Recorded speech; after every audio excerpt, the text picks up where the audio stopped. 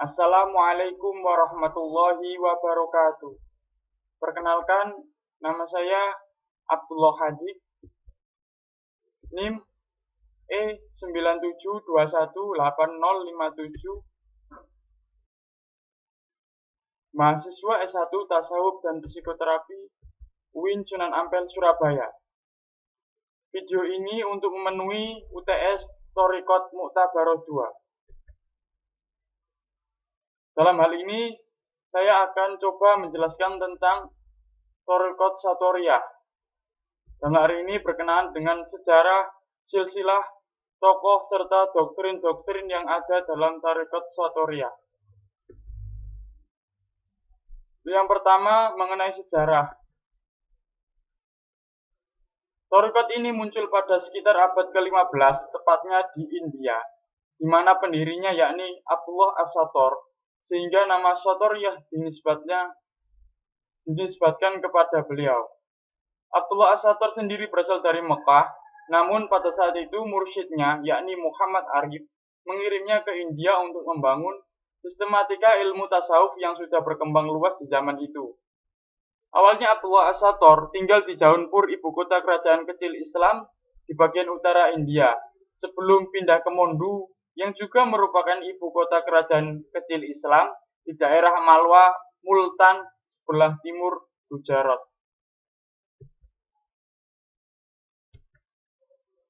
Di kota tersebut, Abdullah As-Sator mendirikan Khonakoh dan mengajarkan Thariqat. Thariqat ini menyebar ke berbagai daerah yang nantinya Thariqat ini disebut sebagai Thariqat Satoriyah.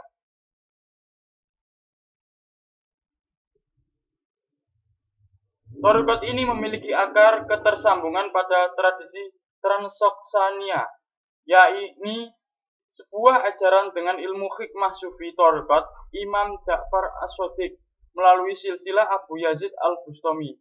Thariqat ini memiliki silsilah sampai Abu Yazid Al-Iski, Abu Yazid Al-Bustami hingga ke Imam Ja'far Shadiq. Sehingga tidak aneh bila Thariqat ini dikenal dengan Thariqat Ishqiyah di Iran, Thariqat Bistomiyah di Turki Utsmani, di mana pada abad ke-5 Thariqat ini cukup populer di Asia Tengah sebelum digantikan oleh Thariqat Naqsabandiyah.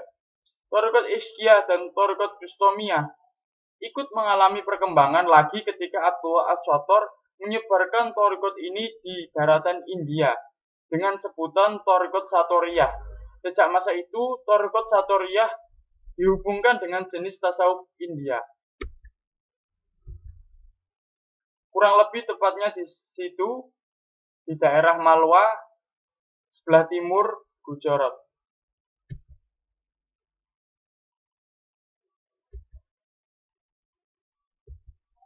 Perkembangan Thariqat Satoriyah.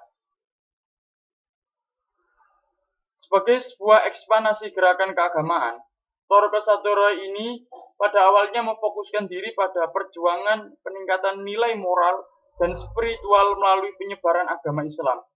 Abdullah As-Sator beserta pengikutnya cenderung untuk menyesuaikan diri dengan tradisi, ritual, dan budaya masyarakat sekitar yang masih kuat dengan doktrinasi ajaran Hindu. Sikap akomodatif terhadap masyarakat non-muslim untuk memeluk agama Islam inilah yang dianggap sebagai kunci sukses penyebaran dan perkembangan Thariqat Satoriyah. Sepeninggal Abdullah As-Sator, Thariqat ini disebarluaskan oleh para murid dan pengikutnya. Salah satu muridnya yang sangat berpengaruh atas penyebaran Thariqat ini ialah Muhammad Ghaus, sekaligus sebagai tonggak berdirinya Thariqat Satoriyah sebagai suatu organisasi Thariqat yang independen. Ia berhasil memaparkan tentang doktrin Thariqat Satoriyah dalam berbagai karangannya, antara lain Jawahirul Khamsah, Damairul Basyair, Qilid Mahzan, dan Kans Al-Tauhid. Sehingga jelas dalam kitab-kitab tersebut memuat doktrin-doktrin dan rumusan penting tentang Thariqat Satoriyah pada masa awal pertumbuhannya di India. Setelah Muhammad Ghaus, ada muridnya yang paling terkemuka yaitu Syekh Wajih ad-Din Alawi yang tinggal di Al-Madhabab, India. Setelah kewafatan Muhammad Ghaus, dan Syekh Waji ad-Din al-Alawi, Thariqat Satoriyah mulai surut. Namun pada masih ada murid Syekh Waji ad-Din Alawi, yakni Sibghatullah bin Ruhullah Jamal al-Barwaji, seseorang yang lahir di India dengan orang tua Persia. Selama beberapa tahun ia menyebarkan thariqat di daerah kelahirannya atas perlindungan penguasa.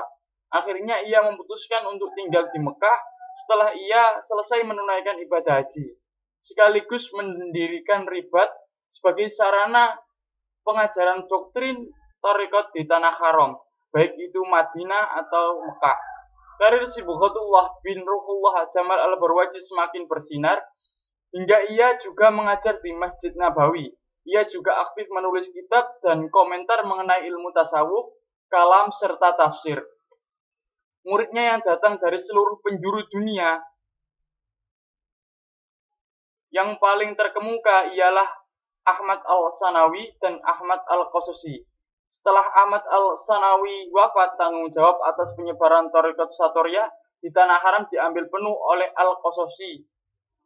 Murid-murid Satoriyah berdatangan dari penjuru dunia termasuk Indonesia seperti Ibrahim al-Qurani dan Abdul Rauf as-Singkili.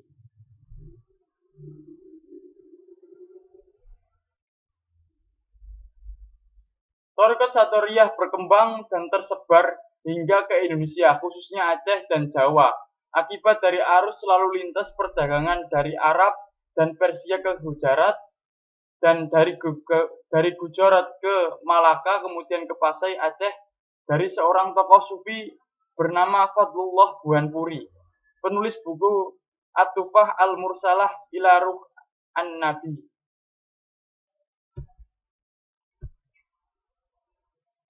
Selain itu ada tokoh dari generasi setelahnya, yakni Syekh Abdul Rauf bin Al-Jawi as-Singkili dan Syekh Yusuf At-Taj al-Makassari. Kedua ulama besar ini mendapat ijazah thariqat Satoriyah dari Syekh Ahmad al-Qushaisi dan Syekh Ibrahim al-Qurani, dua mursyid thariqat Satoriyah sangat berpengaruh di tanah Haramain. Syekh Abdul Rauf as-Singkili.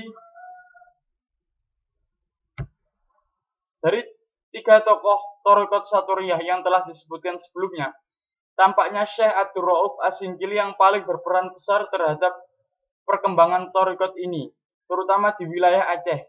Ia kembali dari Haramain pada awal paruh kedua abad 17, tepatnya pada tahun 1661 Masehi. Setahun setelah guru utamanya Al-Qasasi meninggal dunia dan kemursidannya digantikan oleh Al-Qurani. Di Aceh, as-Singkili segera menjadi pusat perhatian, baik dari kalangan masyarakat kebanyakan maupun kalangan istana, karena kedalaman pengetahuannya. Ia bahkan dipercaya oleh Sultanah Safiyatuddin, raja perempuan kerajaan Aceh, untuk menjadi Qadhi Malik al-Adil, pemuka agama yang bertanggung jawab terhadap berbagai masalah sosial keagamaan. Di bawah kekuasaan Sultanah, as-Singkili mudah mensosialisasikan gagasan-gagasan keagamaannya.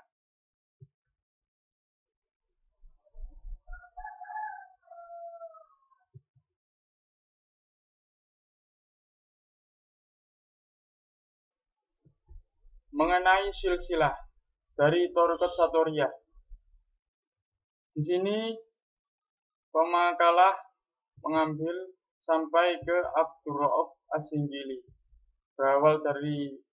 berasal dari Nabi Muhammad SAW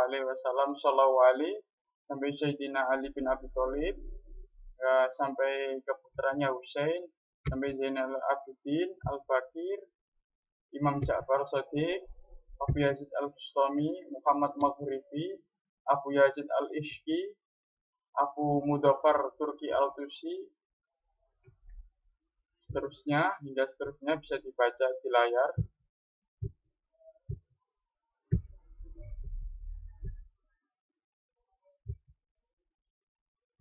Dan di sini mulai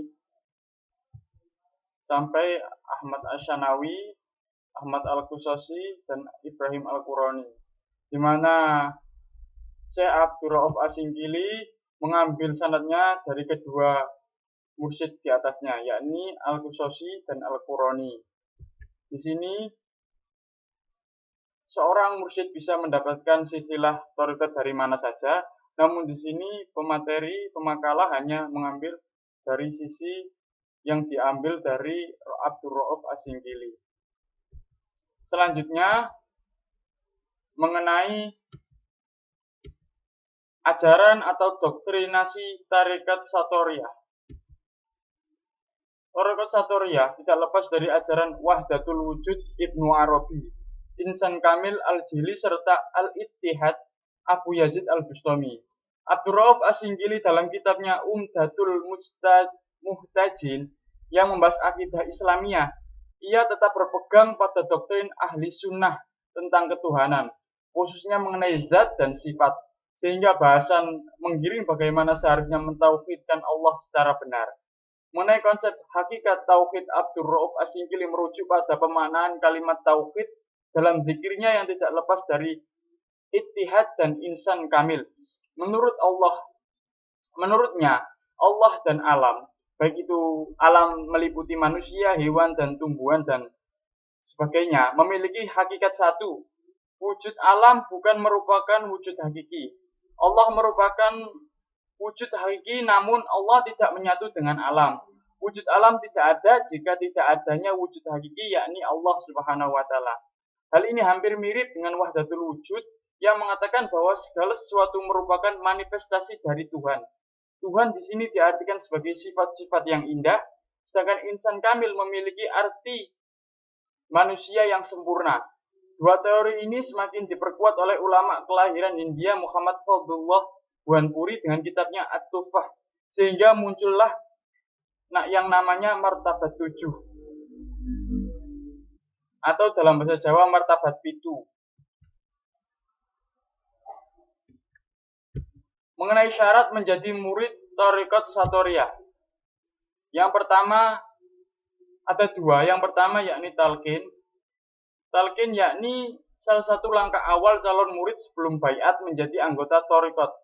Menurut Al-Qusosi, di antara talqin ialah menginap selama 3 hari di tempat yang disarankan mursyid dan dalam keadaan suci.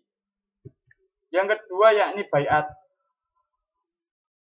Baiat merupakan suatu kewajiban bagi seorang murid yang ingin mengikuti thariqat. Menurut Al-Qusosi, baiat merupakan ungkapan kesetiaan dan penyerahan diri murid baik terhadap guru atau lembaga thariqat tersebut.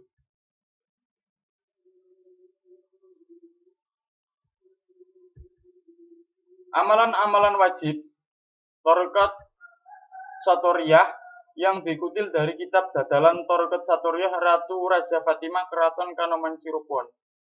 Yang pertama yakni sholat awabin, istighfar 10 kali, sholawat 10 kali, zikir 100 kali, baik itu tasbih, hamdalah, dan takbir.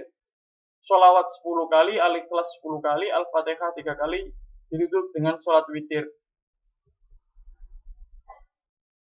Sedangkan dalam ajarannya ada tingkatan-tingkatan murid. Murid yang pertama yakni al-mubtadi, yang masih banyak berbuat dosa namun hatinya hanya tertuju semata-mata kepada Allah. Murid ini dalam makam parawa dan di alam nasud. Selanjutnya yakni mutawasid, yaitu murid yang sudah bersih hatinya. Jadinya hatinya senantiasa ingat kepada Allah, tawajud. Murid ini ilmunya ainul yakin, makomnya jamak, dan alamnya alam malakut. Yang ketiga, yang selanjutnya yakni kamil, yaitu murid yang sudah bersih hatinya dan suasana rohaninya tertuju kepada Allah. Al-mujarrad, murid ini ilmunya hakul yakin, imannya kamil, makomnya jam'ul jamak, dan alamnya sudah alam jabarut. Yang terakhir, makom tertinggi yakni kamil mukammil, yaitu murid yang kuat pandangannya dan tenggelam kepada zat Allah, Rabbani. Murid ini ilmunya akmalul yakin, imannya kamil mukammil, makomnya bako, fananya fanaul fana, dan alamnya lahud atau ahlul ma'rifah. Jadi di tingkat sinilah seorang dapat dikatakan seorang yang ma'rifah, yaitu di tingkat kamil mukammil. Selanjutnya, mengenai martabat 7 Syekh Buanpuri tadi. Namun ada beberapa pandangan pendapat tentang martabat 7 ini. Kalau menurut martabat 7 karangan A.M. Santri disebutkan bahwa Thariqah Satoriyah masuk ke Indonesia membawa ajaran martabat 7 tahap penciptaan di kalangan keraton Cirebon. Martabat 7 penciptaan digunakan untuk melukiskan penciptaan manusia. Jadi kalau pandangan pertama ini menurut kalangan pengikut Thariqah di karangan Cirebon, keraton Cirebon, mengenai penciptaan manusia. Yang pertama yakni manusia sebelum lahir di alam ahadiyah. Tahap ini eksistensi seorang belum terbayangkan karena secara fisik belum ada. Yang kedua alam wahdah yang terjadi saat ovum dibuahi oleh sperma. Selanjutnya yakni alam wahidiyah yang terjadi saat sel telur telah dibuahi dan membelah menjadi gumpalan cairan kental, kemudian menjadi gumpal darah dan daging. Selanjutnya alam arwah yang terjadi saat segumpal darah mulai ada pergerakan dan Allah telah meniupkan ruh kepadanya. Alam misal yang terjadi saat gumpalan daging menjadi embrio dan berpotensi menjadi anggota tubuh. Selanjutnya yakni alam ajsam yang terjadi saat embrio sudah berkembang dengan fisik lengkap. Dan alam insan yakni tahap di mana manusia siap untuk dilahirkan. Sedangkan untuk martabat 7 yang lain juga ada yang mengatakan tentang digambarkan oleh dengan sifat 7 ketuhanan, 7 sifat ketuhanan. Martabat 7 merupakan suatu ilmu mengenai asal muasal kejadian alam semesta. Martabat 7 diartikan sebagai hakikat keberadaan Tuhan yang terkandung dalam kesemua kekuasaan dan sifat-sifatnya. Yang pertama yakni martabat ahadiyah sama yang tadi, namun ini dimaksudkan dalam sifat-sifat Allah dalam kekuasaan-kekuasaannya. Martabat ahadiyah adalah Allah berupa zat qadim azali. Martabat wahdah adalah Allah telah memiliki wujud yang berupa Nur Muhammad. Martabat wahidiyah adalah martabat zahir fisik pada asma, kenyataannya adalah Nabi Adam. Jadi sudah ada zahir fisik yang sudah bernama yakni Nabi Adam. Martabat alam arwah adalah alam sederhana yang tersusun dari unsur-unsur yang bersifat materi.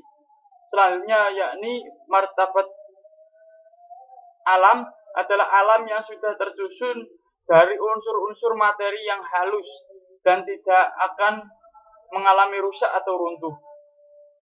Selanjutnya martabat alam ajsam adalah alam yang tersusun dari unsur-unsur yang kasar dan dapat mengalami rusak atau runtuh. Yang terakhir yakni martabat insan kamil adalah martabat yang menyatakan kehendak Allah dan kekuasaan yang sangat nyata berupa manusia suci yang diberi nama Muhammad SAW atau seorang insan kamil.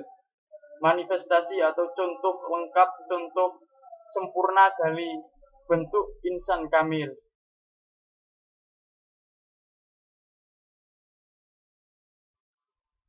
Selanjutnya mengenai doktrin Thariqah Satoriyah.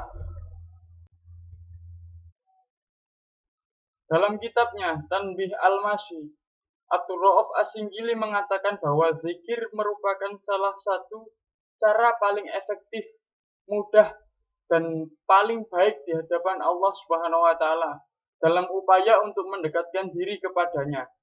Zikir yang ditekankan oleh Abdul Rauf As-Singgili ialah zikir tahlil, la ilaha illallah. Sehingga Abdul Rauf As-Singgili menganjurkan murid-muridnya untuk melafalkannya secara istiqomah sampai batas kenikmatan batin dan tenggelam dengannya.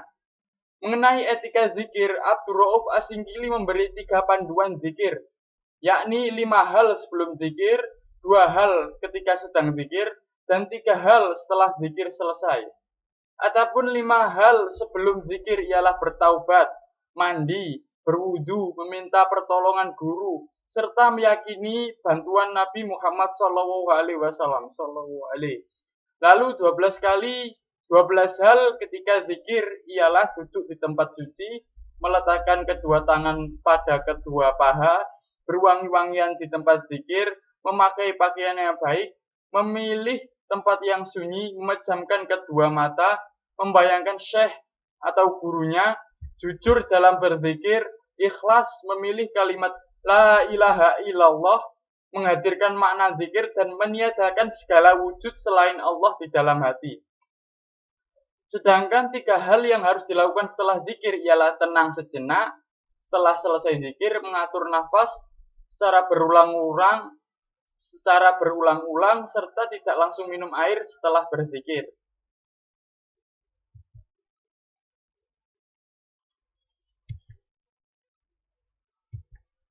Zikir. Mengenai zikir, Abdur Rauf As-Singkili mengajarkan 2 bentuk cara berzikir, yakni berzikir dengan mengeraskan suara bil jahr dan berzikir dengan memelankan suara bisir. Kedua bentuk cara berzikir tersebut memiliki cara dan panduannya masing-masing. Zikir dengan mengeraskan suara ada 3 macam, yakni zikir nafi dan zikir isbat, yakni berupa la ilaha illallah. Zikir penegasan saja, yakni illallah, illallah, dan zikir isim zat, yakni Allah, Allah, atau hu, atau huwallah, atau Allahu. Sedangkan zikir pelan memiliki 3 cara, yakni pertama, mengatur nafas dengan membayangkan kalimat la ilaha saat keluar nafas dan illallah saat menarik nafas. Kedua, ialah zikir hati, ialah zikir istilah yang tata caranya hanya dapat diketahui melalui petunjuk guru atau syekh atau mursyidnya. Abdur Rauf As-Singkili membagi zikir menjadi 5 tingkatan. Pertama, zikir la ilaha illallah sebagai zikir terendah, yakni untuk melepaskan diri dari alam kemanusiaan, alam nasud. Kedua, merupakan zikir hu sebagai pembuka alam samawi al-malakut dengan mengingkari segala sesuatu selain Allah dan menegaskan zatnya saja. Ketiga, merupakan zikir Allah, Allah sebagai upaya untuk mencapai alam kemahaperkasaan dan kemahakuasaan Allah, yakni alam al-jabarut. Keempat, merupakan zikir Allahu sebagai upaya mencapai sifat ketuhanan Allahud. Dan yang terakhir, yakni kelima, merupakan zikir hu sebagai zikir peniadaan segala sesuatu selain Allah, al-mumkinat, dan hanya menegaskan zat Allahnya, yaitu zat wajibul wujud. Mungkin itu presentasi dari kami, penjelasan tentang kami mengenai referensi. Ini kami cantumkan beberapa referensi yang kami kutip. Sekian. Ihdinas syiratal mustaqim. Assalamualaikum warahmatullahi wabarakatuh. Thank you for your watching. See you next time.